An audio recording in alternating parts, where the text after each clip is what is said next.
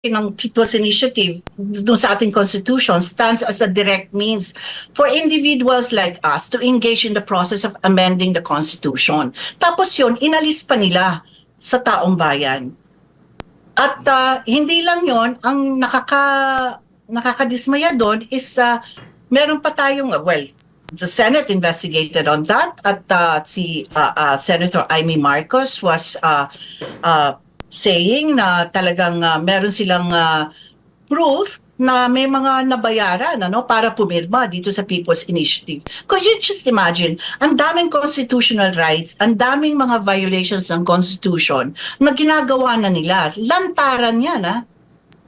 Opo. Ma'am Vivian, kung ihahambing natin sa mga nakalipas na mga administrasyon, panahon ng Duterte, administration, Pinoy, GMA, mapapansin natin critical din yung